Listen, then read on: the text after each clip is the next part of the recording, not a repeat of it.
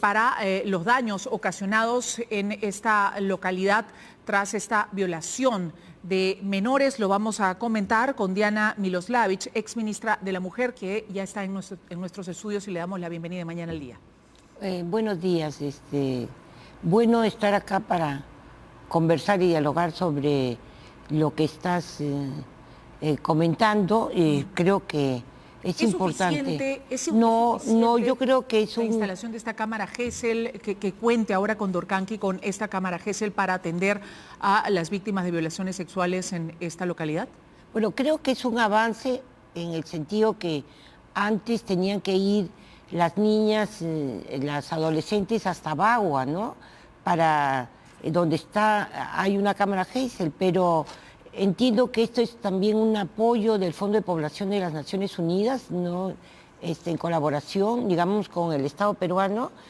Creo que es importante, digamos, pero es como una parte, digamos, del proceso, digamos, que van a seguir, o que siguen, o que deberían haber seguido las niñas violentadas, violadas en la zona, ¿no? Exacto. O sea, es parte, digamos, de una pieza del sistema de justicia, digamos, importantísimo, porque se necesitan las declaraciones, la versión de la niña, del adolescente, que es importante como prueba y como parte del proceso.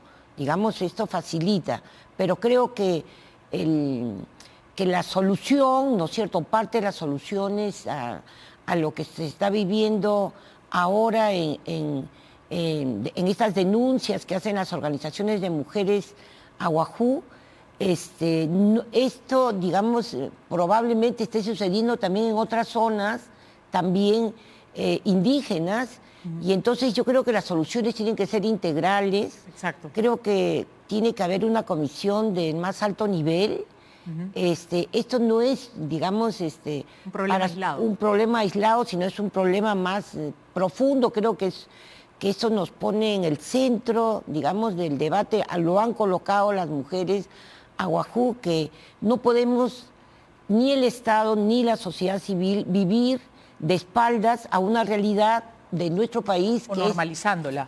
Normalizando qué hacemos y cómo apoyamos a las niñas de las poblaciones de los 55 pueblos indígenas amazónicos que hay en nuestro país. O sea que parte, digamos, de los grandes problemas estructurales que tenemos en el Perú es que tenemos que hacernos cargo que somos un país pluricultural y que estas poblaciones indígenas, amazónicas, rurales, son parte, ¿no es cierto?, también de nuestras preocupaciones, y de que el Estado y la sociedad civil tenemos que garantizarle derechos a las niñas y políticas. ¿Cómo se puede garantizar el derecho a las niñas si en Condorcanqui, se anuncia la entrada en operación de esa cámara Gesell, sin embargo solamente una abogada se encarga de los más de 500 casos o 500 denuncias de violación contra menores en esta zona?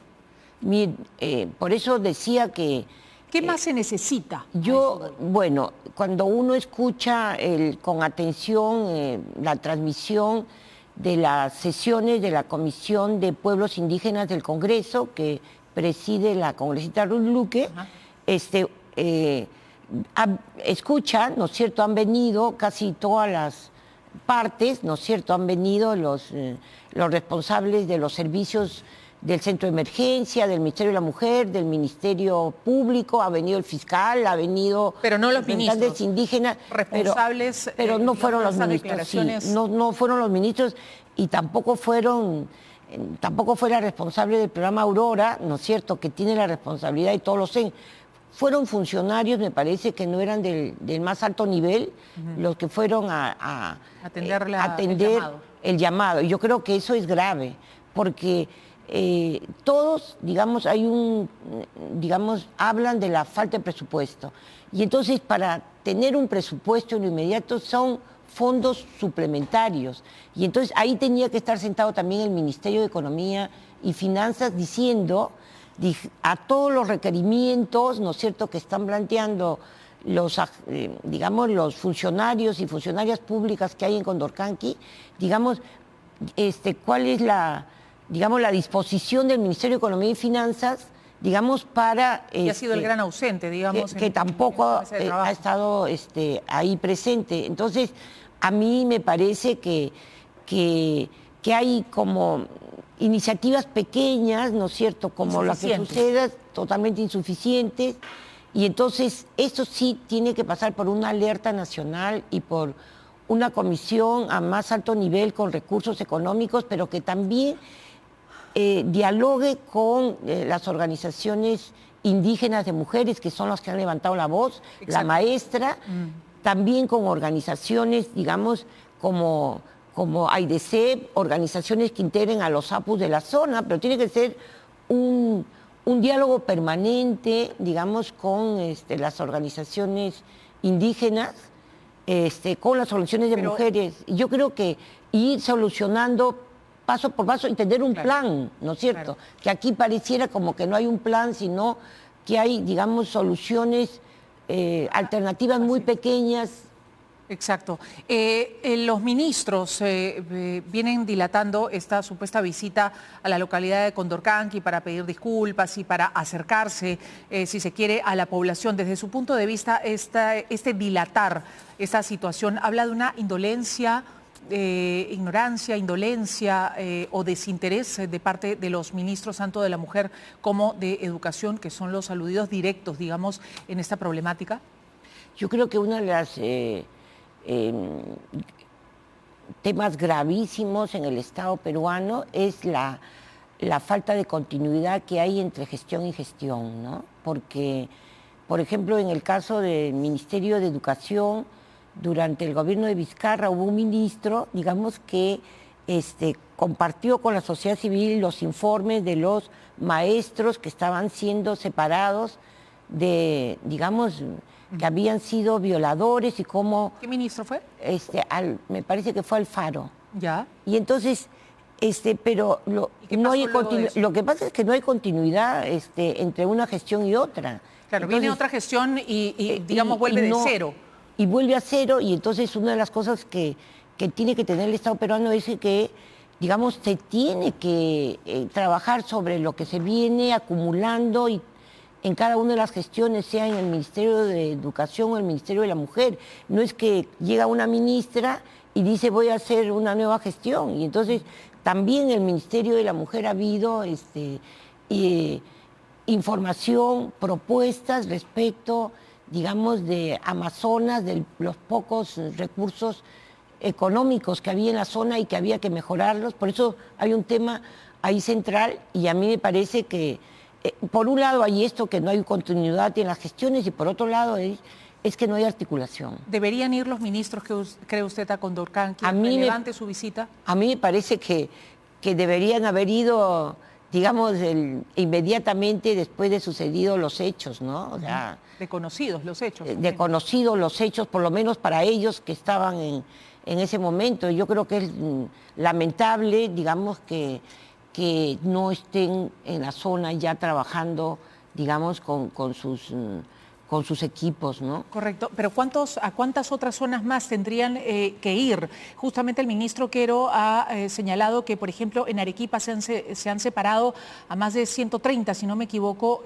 docentes, justamente por estas prácticas, estas violaciones sexuales que aparentemente son sistemáticas dentro del sistema educativo. Profesores, docentes involucrados en violaciones sexuales, en hostigamiento sexual y en toda clase de comportamientos que atentan contra los derechos de los niños, niñas y adolescentes.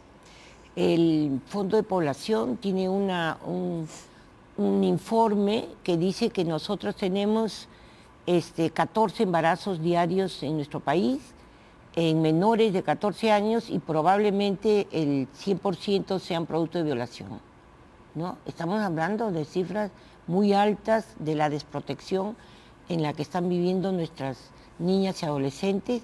Por eso digo que este es un tema prioritario, ¿no es cierto?, no solamente para el Estado peruano, para este gobierno, debiera ser prioritario, sino también para quienes venimos desde la sociedad civil trabajando a favor de los derechos de las niñas, ¿no? ¿Se conoce cuáles son las zonas más afectadas por estos delitos de violación sexual de parte de profesores, de parte de docentes contra niñas, niños y adolescentes?